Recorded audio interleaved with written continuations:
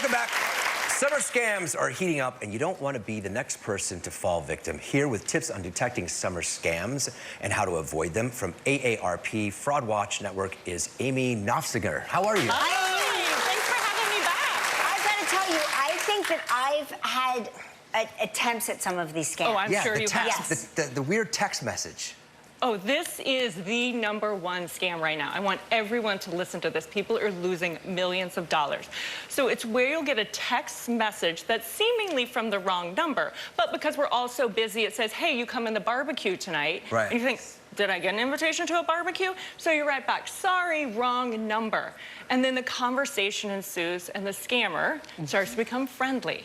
The next thing you know, they're trying to get you to invest in cryptocurrency.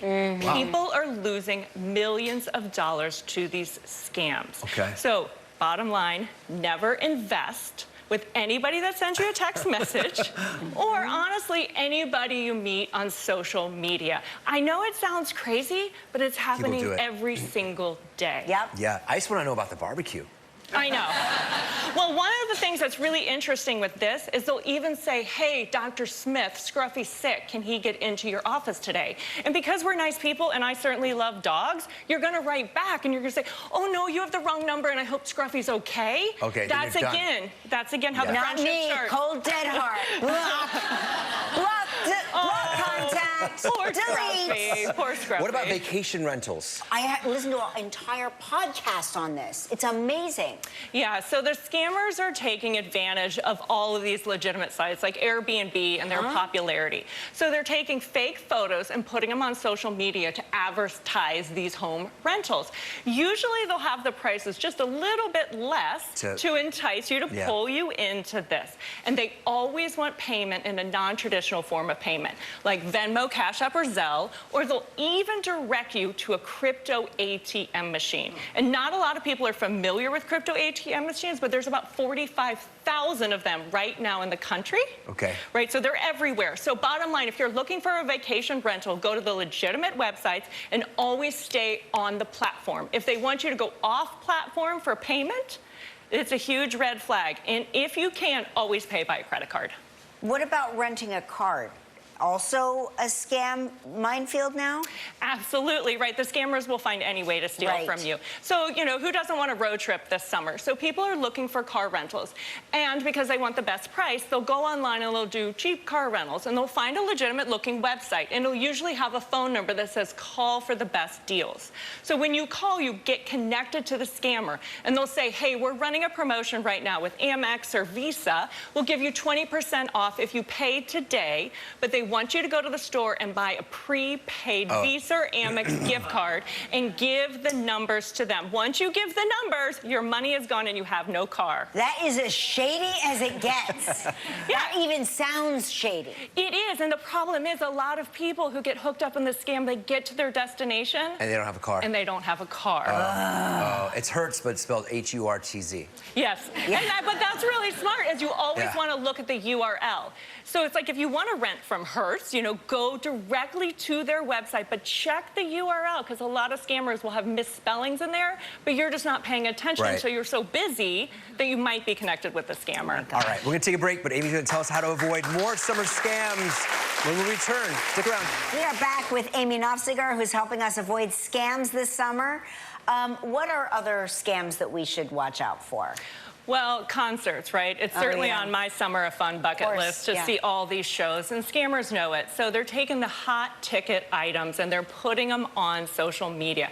They might even have fake barcodes, fake even looking tickets. You know, if you're looking for a concert this summer, and there's a lot of great shows out there, you know, go directly to a legitimate platform, or even better yet, go to the artist's website, because oftentimes they have the ticket broker, the ticket agency that they prefer you to use. Never use a peer-to-peer app like Venmo, Cash App, or Zelle to buy concert tickets unless it's your neighbor, your friend, or a coworker. That is the scammer's #1 preferred method. And when you're on the website, always, again, use a credit card, because if there's ever an issue, you have more consumer protections to get your money back with the concert and if the tickets. tickets are at a price that seems too good to be true, it's usually Red flag. Red flag. Huge red flag. I miss the good old-fashioned scalper. You'd stand out front, you had 2 tickets. Tickets. Or when you had to wait in line at the ticket box. Yes. I had to wait in line, right? It's so Remember different waiting now. in line Yes. and, you know, sometimes In the you hot had to... sun. Yeah, sometimes you had to sit overnight. It was part of the... It was part of the glamour of the event. How do you recognize a business imposter scam or someone's trying to steal your identity? Okay, this is really hard, and scammers are sending out millions of text messages and emails to look like they're coming from a legitimate business. Usually we see these with Amazon, Norton, and PayPal, right? So what I want people to do is look at the message. What are they asking? Are they asking you to call a number or click on a link? If they're asking you that, that's a huge red flag. Most legitimate businesses, if they need to tell you something, they'll just tell you the information and move on. They won't ask you to do something, because once you call that number or you click on the link, they're going to try to get remote access into your device. And once they're in your device, like your phone, your computer, or your tablet, they're going to go into your bank accounts and they're going to transfer money straight out. This scam is happening every day. So if you do get an email like that, and maybe you're thinking, well, does Amazon have to talk to me? Go directly to your Amazon account, log in, and do all transactions there. Sometimes, what if you like accidentally just like, but you know how people mindlessly sort of sometimes, at least I do, I'm in the dentist, and so I click on something accidentally. Is it too late? Should I throw my phone into the ocean? No, I mean, we don't have to go that far. I mean, maybe just the river, but, you know, I would change your password. Right. I would definitely change your password and then make sure to delete that message. And then, you know, just remember it for the next time. Always go and look at what they're asking. What do you do if you think you've been targeted by a scam? Well, we're all going to be targets of a scam. Right. Let's be clear about that. And we're all vulnerable. But if you have lost money or have been a victim of a scam, you need to report it immediately. And I don't really care where you report it. You can report it to local law enforcement, your attorney general's office, the FBI, us on the Fraud Watch Network helpline.